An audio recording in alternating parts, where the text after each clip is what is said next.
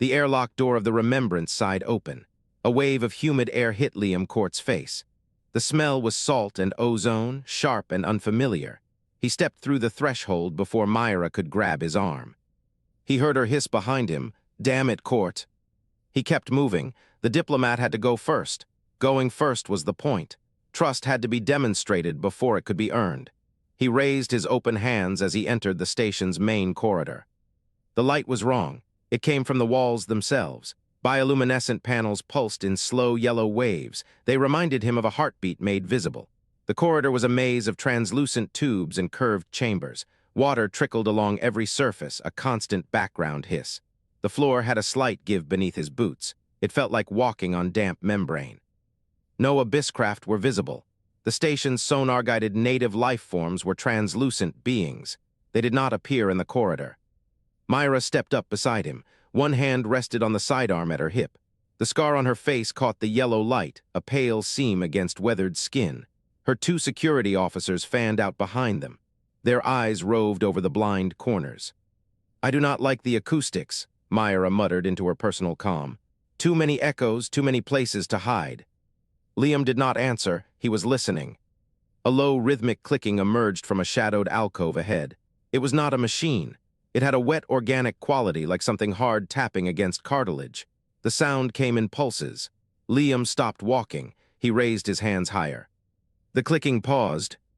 Then a shape detached itself from the alcove's darkness and glided into the light. The creature was slender and translucent. It looked like a young squid given humanoid form. Its body was pale blue-white. Its skin had the faint shimmer of oil on water. Long limbs ended in three-fingered hands. Its head was a smooth dome with no visible eyes. Only a cluster of small pores pulsed with bioluminescent light. The light flickered from yellow to a slow green-blue. Calm. The creature extended one of its three-fingered hands. The gesture was clumsy, clearly copied from human diplomatic footage. Liam stepped forward. He placed his palm flat against the creature's hand. The skin was cool and damp. It felt like fine sandpaper rough against his calloused fingers. A faint vibration ran up his arm. He felt it in his teeth. It was a low hum. It resonated through his bones. The creature read him through touch. It used sonar to map his bone structure and blood flow. It measured every cavity in his body, every secret his ribs held. Liam did not pull back. The creature clicked twice. A disc around its neck, a palm-sized circle of layered crystal and alloy glowed warm. Then words came from it, spoken in a flat, synthesized voice. "You are Liam Cort. I am Zeph. We will talk." Myra's hand was still on her sidearm. Liam could feel her tension radiating behind him. He did not turn. "Yes," he said, "we will talk." Zeph withdrew its hand and turned. It glided down the corridor with a smooth, flowing motion. Its limbs barely seemed to move. It did not look back to check if they followed. Liam followed. The chamber Zeph led them to was a perfect sphere. Low stools dotted the curved floor. Water lapped at the base of the walls. A shallow pool covered the entire lower half of the room. The bioluminescent panels here pulsed a steady blue. The air was even more humid. The salt taste was stronger. Liam sat on one of the stools. The surface was cool and slightly sticky. Zeph glided into the central pool. Its body submerged to the waist. It stood there, still and patient. Myra remained standing near the entrance. Her security officers took positions on either side of the doorway. The resonance key around Zeph's neck glowed again. "You came alone. Your security stays. You came first." "I wanted to show trust," Liam said. "Trust?" Zeph's head tilted. The gesture was slow, almost mechanical. "Your species uses this word, an emotional bond. It overrides self-interest. We have observed it in your media. It is a concept. The deep craft find it difficult." Liam tapped his ring finger against his thumb. The old habit surfaced when he was thinking. "What do your people call it?" "We call it the stain of nearness," Zeph said. "It is considered a weakness, a flaw in judgment. Proximity creates irrational attachment. We engineer our society to avoid it." "Does it work?" Zeph's bioluminescence flickered. A rapid orange stress. "No." Liam felt the corner of his mouth twitch. He kept his voice flat. "We have the same problem." The orange pulses slowed. Zeph's skin returned to the calm green-blue. "You are unusual among your species, Liam Cort. You offer vulnerability without demand. This is not what our network predicted." "What did your network predict?" Zeph fell silent. The water rippled around its submerged body, faint concentric circles spreading outward. The hum of the station pressed in from all sides. The trickle of water, the hiss of air, the distant clicking. It might be machines, it might be other voices. Then Zeph stopped. Its bioluminescence flared to rapid orange. The discs on its neck flickered with unstable light. Zeph turned its head toward a dark corridor on the far side of the chamber. "There is another," Zeph said. The flat voice carried a current of tension. "One you were not scheduled to meet." From the corridor, a deeper clicking emerged. It was slower than Zeph's, heavier. It vibrated through the floor and up through Liam's stool. It was a rhythmic pulse. It felt like a heartbeat in the soles of his feet. Myra's hand moved to her comm. "Cort, we need to leave." Liam did not stand. Myra's voice turned sharp. "That is an order." The clicking grew louder. A shape began to resolve in the darkness of the corridor, larger than Zeph, darker. A hard iridescent sheen covered its carapace. It moved in slow, deliberate glides as if the water in the air was its natural element. It emerged into the blue light. The creature was twice Zeph's size. Its body was armored plates of deep black blue. Its bioluminescence barely pulsed at all. It was a tight, controlled rhythm. It revealed nothing. It stopped at the edge of the pool, its head tilted to study the humans. Zeph's orange pulses did not steady. "This is Merc." The larger creature spoke. Its voice did not come from a resonance key. It came from somewhere deep in its chest. It was a low vibration. Liam felt it in his own chest. The station's translation system picked it up and rendered it into words. "The human displays trust," Merc said. The words were slow, heavy. "This is a tactical error. The deep craft do not trust. We calculate, we observe, we ensure our assets serve our purpose." Liam kept his hands visible. He kept his voice level. "I am not an asset." "You are a variable," Merc said, "and variables must be controlled." The water in the pool rippled. Zeph's skin flickered between orange and green-blue, caught between signals. Its body angled itself slightly between Merc and the humans. A protective posture. Liam saw it. Myra saw it. And from the way Merc's bioluminescence flickered once, just once, a hard white, the larger creature saw it too. The room held its breath. And then the darkness behind Merc did something the water did not. Zeph's awareness painted the sonar map of the chamber. It was a landscape of pressure and density. The pool at the center hummed a constant low bass note. Water molecules vibrated against each other in a steady rhythm. The walls curved away in smooth arcs. They returned a soft echo. The echo told of organic material layered over structural alloy. And there was Liam Cort, a warm shape, hollow-boned. His skeleton red as a lattice of lower density than any craft-born. His lungs expanded and contracted in a slow cycle. He was breathing deliberately. Zeph tasted the air through its skin. Liam's body released water droplets. They carried a sharp, bitter compound, cortisol. The human was nervous. His face showed nothing of it. A pressure change in the corridor. Zeph's sonar registered a larger shape moving with deliberate slowness. It displaced air in smooth, practiced glides. It knew that shape. It had known it since before it had a name for the cold weight the shape carried. Merc entered the chamber. Its bioluminescence was flat gray. No pulse, no ripple. The absence of color was more aggressive than any threat display. Merc did not look at Zeph. It did not acknowledge Zeph's presence at all. Zeph was air. Zeph was water. Zeph was nothing. Merc stopped at the edge of the pool. Its translator disc, larger than Zeph's, older, carved with deeper grooves, clicked once before speaking. "I am the network's voice. You will deal with me, not the translator." The words were flat, no inflection, no warmth. Liam's shoulders tightened. Zeph's sonar caught the shift. His trapezius muscles contracted. His spine curved into a more defensive posture. His breathing shortened. His heartbeat quickened, but his face remained still. The human was controlling his display. That was unusual. Zeph had observed many species. Most leaked their internal states through posture and skin color and sound. This one built a wall between his feelings and his display. Merc began to circle.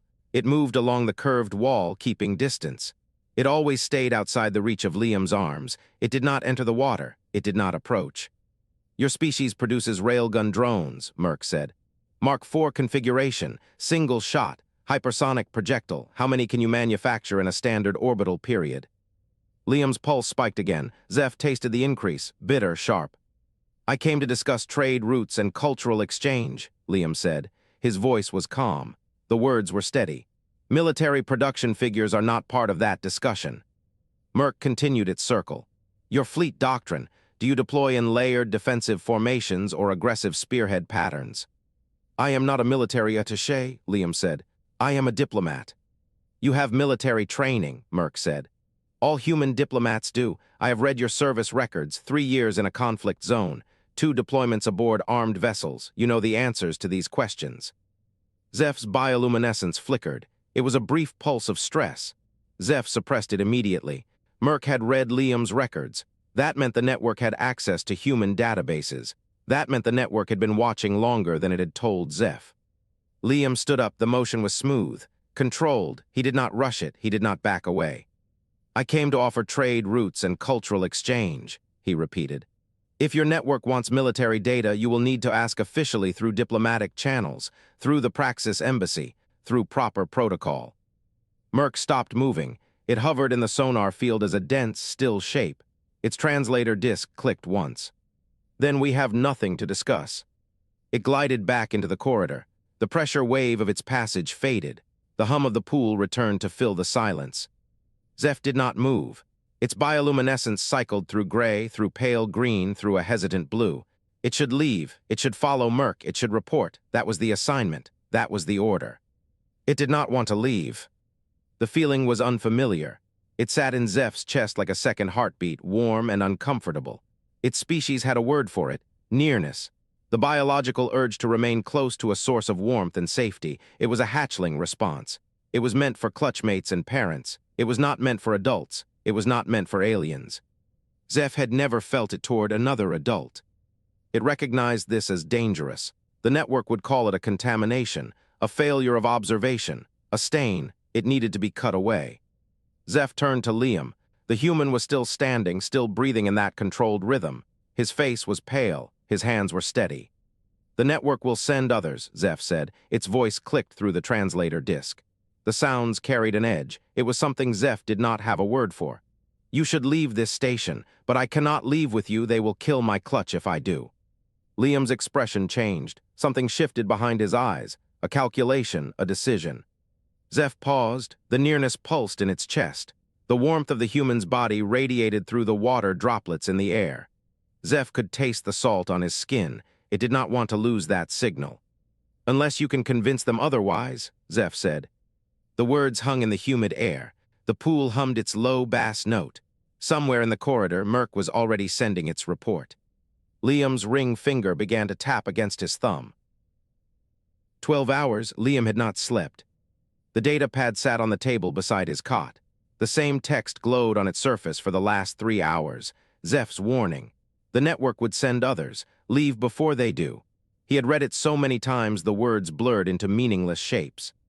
He tapped his ring finger against his thumb. Once, twice, 3 times. The comm panel on the wall chimed. Myra's voice came through flat and tight. Captain Cort, we have a problem. Liam stood. He crossed the small cabin in 2 strides and pressed the talk button. Tell me. The docking clamps are locked. Station side, not ours. We cannot disengage without their authorization code. He had expected this. The network had let them dock. Of course, they controlled the exit. Can we cut through? A pause. Myra's silence was answer enough. Then, we could. Magnetic shears would take 4 minutes, but the station would register the breach instantly. They would treat it as a hostile act. Then we do not cut. Captain, that is how wars start, Myra. We are not starting one. Another pause, longer this time.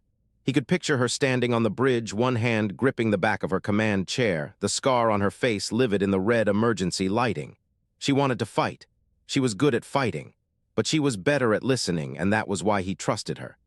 I have an alternative, she said.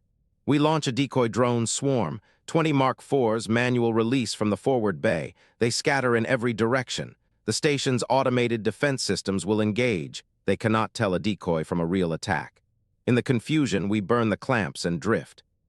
Liam closed his eyes. He saw it. The chaos, the panic, the station's weapons cycling up. A single stray shot breaching the Remembrance hull, a single lost life. No, Captain. No, Myra. We are not shooting our way out of a first contact negotiation. Not on my watch. Silence, then her voice softer. Then what do we do? He did not have an answer. The maintenance shaft was dark, the water was cold. Zeph floated in the center of the narrow channel. Its body absorbed the trace minerals suspended in the liquid. Lithium, copper, the faint bite of industrial solvent. The station's circulatory system tasted of machinery and age. Its bioluminescence pulsed slow, calm, controlled. It was not calm. The sonar burst from Merc had arrived 8 minutes ago. Encrypted, sequential. A command chain bypassed all intermediary nodes. It struck directly at Zeph's operational core. 2 orders. First, plant a tracking device on the human vessel. A sliver of active crystal no larger than a fingernail, programmed to broadcast the remembrance position to every network node within 50 light-years. Second, sabotage the resonance key. Crack the crystal lattice. Scatter the alignment. Make it so the human Liam Cort could never communicate with another craftborn again. Zeph touched the key on its belt. The device was warm, alive. It hummed against Zeph's palm with a steady, rhythmic pulse. The pulse was the recorded signature of the human's emotional state, not words, not symbols, just presence, a warm presence. The pulse matched the human heartbeat Zeph had registered during the scanning. It was not a functional component. The key did not need the human's heartbeat to translate emotion into sonar. It was a calibration artifact, irrelevant to the device's operation. Zeph had kept it anyway. The bioluminescence on its arms began to flicker, rapid, irregular. It could not stop it. This was what the network feared. This was what Merc had warned about, the stain of nearness. The irrational pull toward a creature whose biology, cognition, and entire existence was alien. It made no sense. It served no function. It offered no survival advantage. And yet Zeph's hand would not move toward the key. It floated in the dark water, and it did nothing. The station's lower levels smelled of damp membrane and recirculated air. Liam walked alone. No security, no Myra, no weapon. Just a civilian diplomat in an unpressurized corridor following the path Zeph had shown him during their first meeting. The floor pulsed faintly beneath his boots. The walls breathed condensation. He found the maintenance shaft by the sound of dripping water. The opening was narrow. A dry ledge ran along one side, wide enough for a human to sit on. Below it, the water lay dark and still. The chamber stretched into shadow beyond the reach of the single emergency light mounted on the ceiling. Zeph was there. The deep craft floated in the center of the channel, its translucent body half submerged, its arms extended. In its hands it held the resonance key, a disk of layered crystal and alloy. Its bioluminescence was a rapid, confused stutter of greens and blues. Liam did not ask what was wrong. He sat down on the dry edge of the shaft. His legs dangled over the water. The emergency light threw his shadow across the surface, a long, dark shape that broke against Zeph's floating form. He was silent for a moment, then he said quietly, "Tell me about your clutch." Zeph's bioluminescence stopped. The stutter froze into a single steady pulse. Not calm, not agitated, something else, something Zeph could not name. It had expected interrogation. It had expected suspicion, accusation, anger. The human had every reason to demand answers. Zeph had warned him to flee. Zeph had access to the key. Zeph was a liability the network would use against him.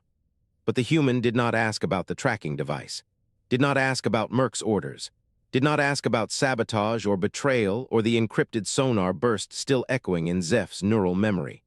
He asked about the hatchlings. Zeph's sonar reached out. It swept the human's form, the silhouette, the posture, the breathing pattern, the slow rhythm of the chest, the tilt of the head, the angle of the hands resting on the knees. No deception, no tension, no hidden intent. The human wanted to know. Zeph's voice, when it came through the key's translation, was soft. "They are young, 3 of them. They have not yet grown their full carapace. They cling to the nursery walls and practice sonar at each other until they exhaust their energy and float." Liam smiled. It was a small smile, a tired smile, but it reached his eyes. "That sounds exhausting," he said. "It is," Zeph said, "and it is the only thing I remember with pleasure." A long silence settled between them. The water dripped. The emergency light hummed. Somewhere in the depths of the station, a pump cycled. Zeph looked down at the key in its hands. The device was still warm, still pulsing with the human's heartbeat recorded hours ago, preserved in crystal. Zeph's bioluminescence flattened, steady, even, a color it had never displayed before. a deep, slow violet, the shade of twilight over open water. It set the key down on the ledge beside Liam. Untouched. A low thrum vibrated through the station's hull. Liam felt it in his teeth before he heard it. A deep, resonant hum climbed through the deck plates and into his bones. The station around them groaned. Metal shifted. Pressure equalized. His comm unit crackled. Myra's voice, sharp and disbelieving. "Captain Cort, we just got clearance to depart, no explanation. The network's signature on the authorization code is Zeph's." Liam looked at Zeph. The deep craft floated in the dark water, its bioluminescence flat and steady. No flicker, no stutter, just a calm violet light. "I filed a false report," Zeph said. "I told them the humans were no threat. You had no aggressive capabilities. The negotiation was proceeding on schedule and required no intervention." Liam's breath caught. "They will verify the report in 8 hours," Zeph said. "When they cannot reach me, they will know. You must be gone by then." The water rippled. Zeph drifted closer to the ledge. Its three-fingered hand rose, hovering in the air between them, not reaching for Liam, just present. "Go," Zeph said, "and do not come back." Liam stared at the hand, at the key beside him, still warm, at the violet bioluminescence that he did not understand but somehow recognized. He did not touch Zeph's hand. Instead, he picked up the key. He held it against his chest. "I will come back," he said. Zeph's light flickered, once, twice, as if registering a data point it had no category for. Liam stood. He turned and walked toward the corridor. Behind him, the water was still. The alarm shrieked. It was a high, cycling tone. It drilled into Liam's skull and refused to stop. On the bridge display, the station receded in a smear of bioluminescent light as the remembrance burned hard away from the docking ring. Myra's hands were steady on the helm, her jaw set. The vibration of emergency thrusters rattled through the deck plates. Liam gripped the back of her chair. "Status on the corvette." "Still on the far side of the station," the tactical officer said. A woman in her 30s, name patch reading Tran. Her eyes did not leave her screen. "It disengaged as we pulled clear, moving to intercept. Estimated time to weapons range, 4 minutes. 4 minutes? Liam's ring finger tapped against his thumb. The rhythm was unconscious but loud in his own ears. "It is a Shadow-class cutter," Myra said. Her voice was flat, almost bored. It was the tone she used when she was calculating odds. 40 meters, single plasma cannon, point defense grid. Fast, not heavily armored. We could outrun it if we had a 30-minute head start." "We do not," Liam said. "No, we do not." The comm panel lit up. A voice came through. It was not translated. It was not filtered through the resonance key. Just raw sonar clicks converted to audio by the ship's universal translator. It sounded like stones rattling in a metal drum. "Human vessel remembrance. You are carrying a network asset designated Zeph. Return the asset to the station within 20 standard minutes. Failure to comply will result in disabling fire." Liam looked at Myra. She looked back. Neither of them spoke. "Battle stations," Myra said quietly. "Arm the forward railgun drones, Mark IVs, all 20 tubes." "Aye, Captain." The bridge crew moved. Hatch covers clattered open in the launch bay. Liam heard the mechanical whine of magnetic rails charging. He opened a channel. "This is Liam Cort, diplomatic envoy of the Terran Republic. Zeph is under human diplomatic protection. You have no jurisdiction over this vessel or its passengers." The corvette did not answer with words. A plasma bolt struck the Remembrance's port cargo arm. The ship shuddered. The lights flickered. A low groan of tortured metal traveled through the hull. Then the atmosphere alarm added its own voice to the chaos. Air vented into vacuum.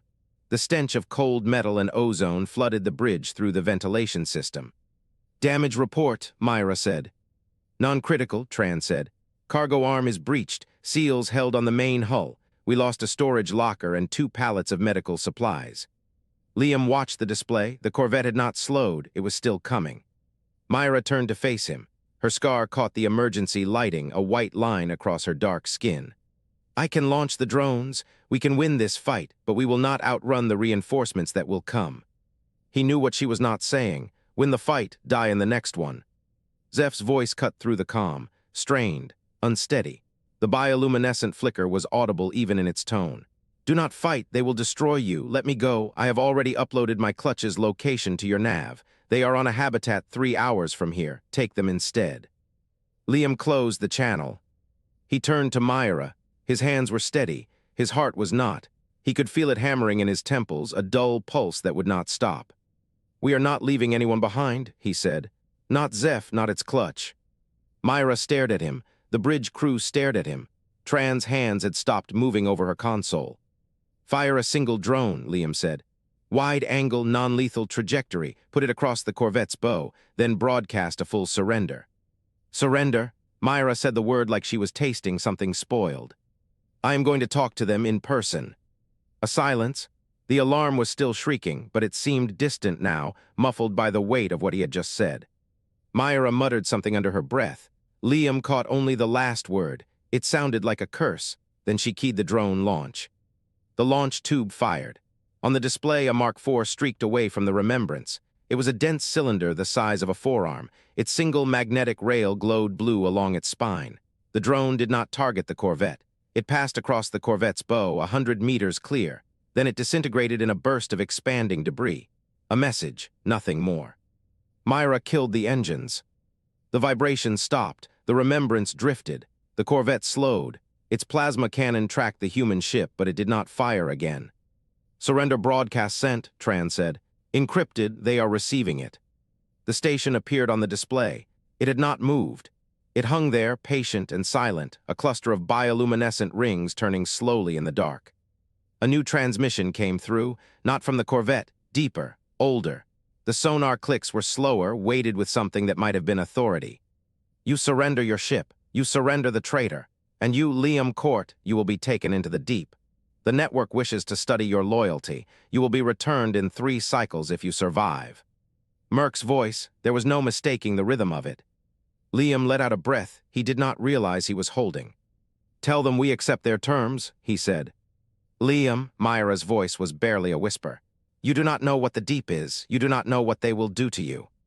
"No," he said, "I do not."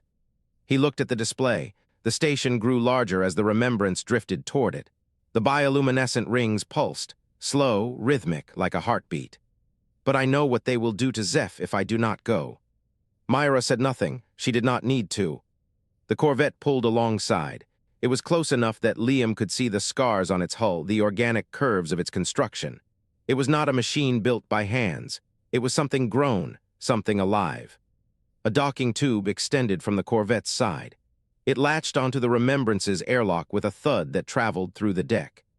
Liam straightened his jacket. He checked the psionic ward on his temple. The hairline crack was still there, still holding. He hoped it would be enough. He walked toward the airlock.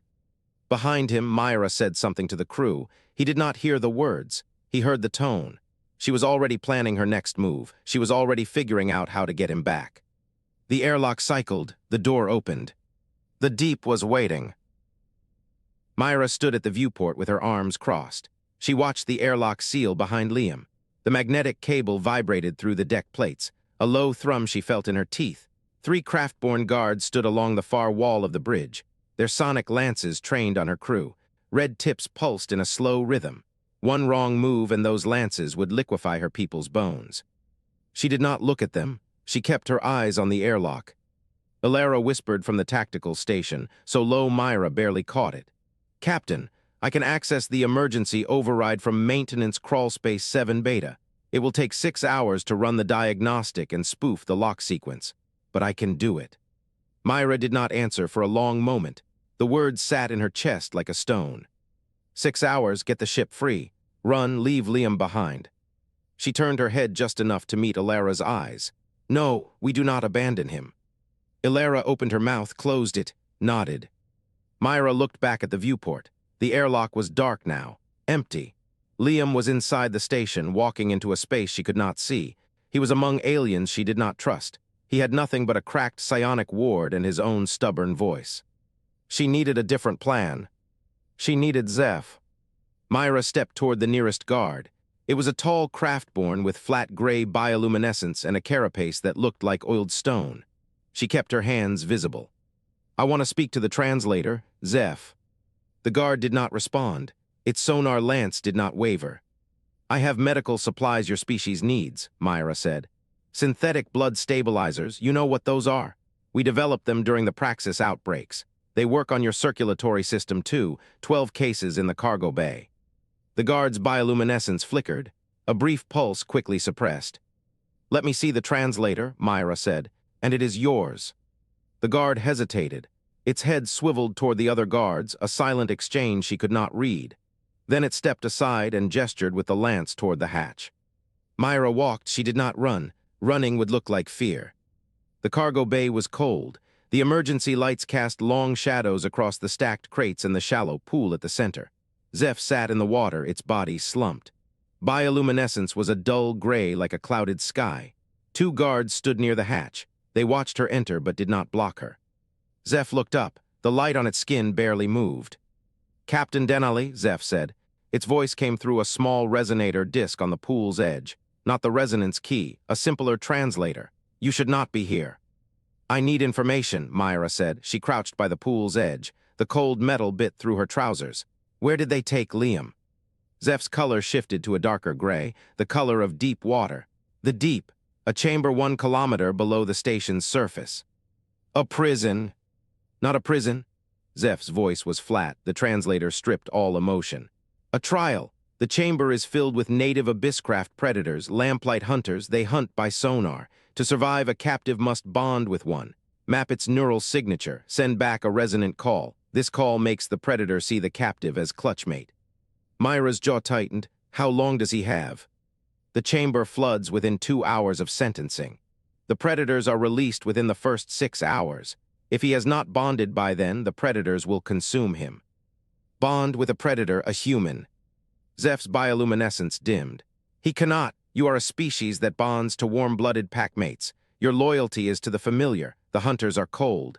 Their sonar is alien. He will not know how to love them." Myra stared at the gray shimmer on Zeph's skin. The words settled into her bones with a cold finality. She saw it then, the flaw in the network's logic. They thought human loyalty was generic, a blanket instinct. It would attach to anything warm and alive, a simple vulnerability they could exploit. But it was not generic, it was specific. Liam had bonded with Zeph. He had looked at an alien, a creature from a species that did not even have a word for trust. He had called it worth protecting. He had offered his own body to the network's interrogation rather than abandon Zeph to the cold. He would not bond with a predator because his loyalty was already spent. Myra turned to Zeph. The plan clicked into place. "Then we get him out before the trial starts," she said. "How long do we have?" Zeph's head lifted. A faint blue ripple crossed its skin. Surprise, she guessed, or something like it. "The deep chamber floods in 2 hours," Zeph said. "The predators are released after 6, but the flood alone will kill him. He cannot breathe water." "Then we get him out before the flood." "You cannot. The station is guarded. The network will not allow." "I do not need permission." Myra's voice was flat. "I need a map, a route, a way in and a way out. Can you give me that?" Zeph stared at her. Its bioluminescence shifted to a deep, steady blue, the first strong color she had seen on it since the guards took Liam. "You would risk your crew for one human," Zeph said, "for an alien." Myra did not hesitate. "He saved you, that makes him Pack, and Pack protects Pack." The words hung in the air.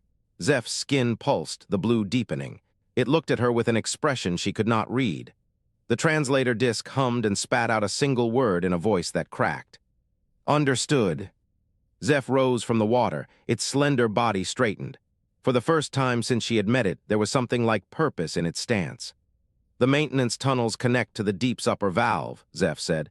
"We can reach it in 40 minutes, but we must pass through the secondary purification chamber. The water there is treated with acid. It will burn human skin."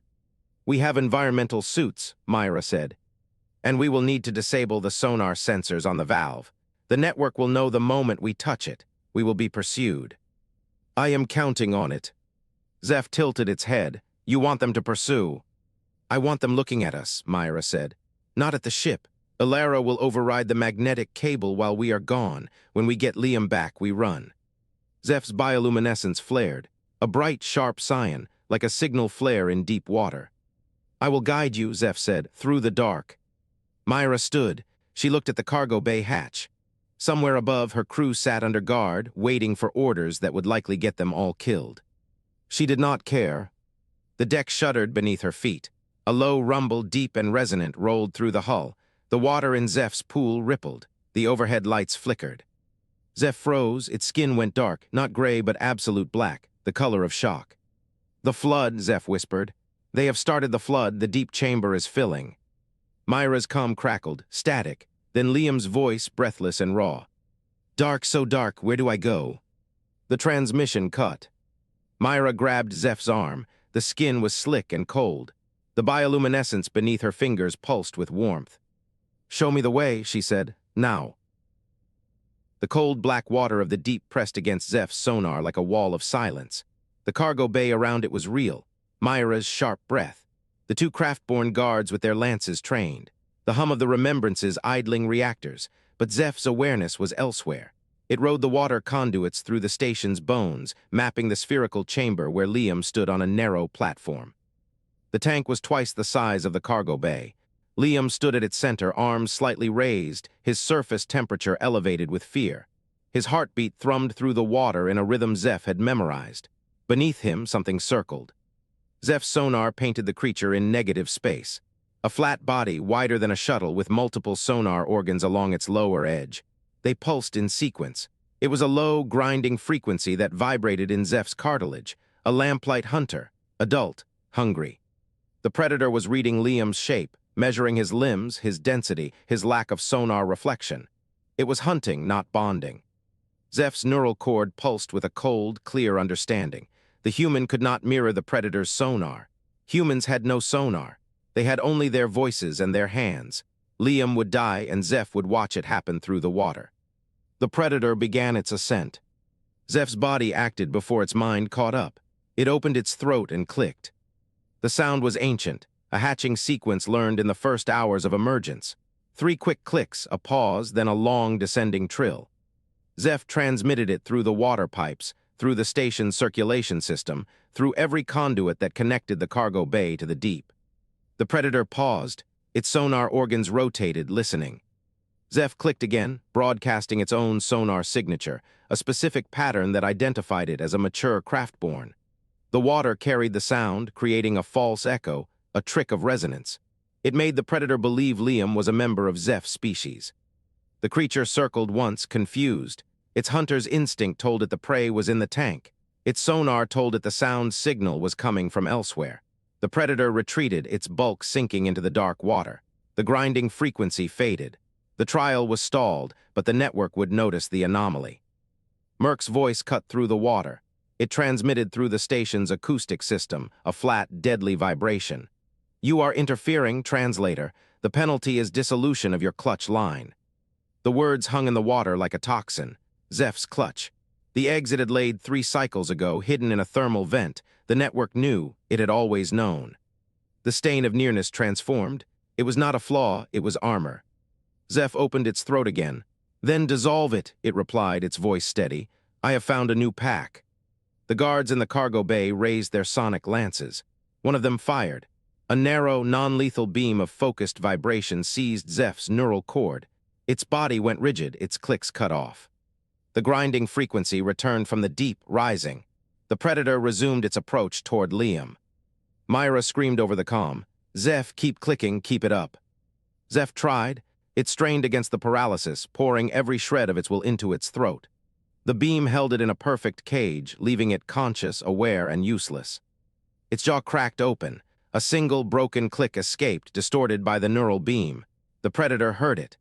The creature paused again, 15 meters below the platform, confused by the corrupted signal. Zeph clicked again, a rasp, a prayer. The predator stayed, hovering in the dark, and Zeph did not stop. Myra hit the guard low. Her shoulder drove into its midsection, a solid mass of alien chitin and muscle. The sonic lance fired wide. A bolt of compressed sound carved a smoking trench across the cargo bay bulkhead. The metal screamed. Myra drove her fist into the guard's throat once, twice. It folded. The second guard raised its weapon, its aim tracking her chest. Myra froze, exposed. From the bridge, Alara's voice rang through the ship's intercom. "Override complete. Cutting cable, brace." The Remembrance's engines roared. A deep, grinding thunder vibrated through the station's hull as the magnetic cable snapped with the sound of a breaking bone. The ship lurched. The guard staggered. Myra did not. She grabbed Zeph's paralyzed body and dragged it toward the emergency hatch as the guards scrambled for balance. In the deep, Liam heard the roar of the ship through the water. Zeph's clicks had stopped. The predator was rising.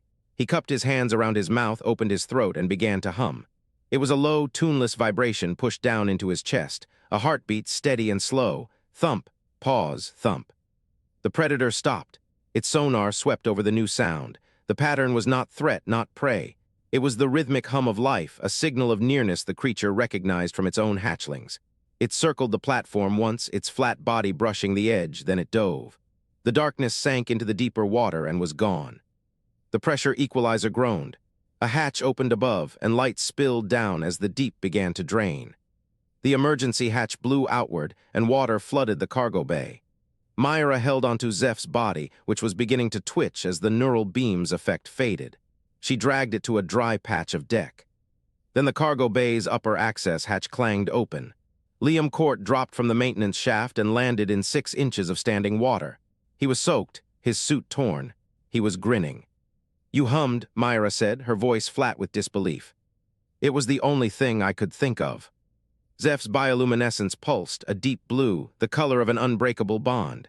"You hummed for me," Zeph said. Its voice was raw and wet, its translator disc cracked beside it. Liam dropped to his knees beside Zeph. He touched its hand. "I did." Merc's transmission flickered onto the cargo bay monitor.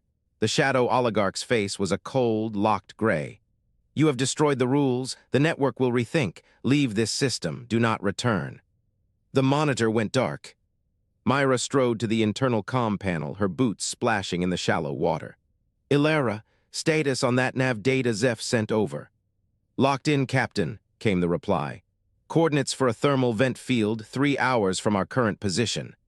Liam got to his feet. He offered a hand to Zeph, who took it and rose slowly. "Can they be moved?" The clutch. Zeph's bioluminescence warmed to an even deeper violet.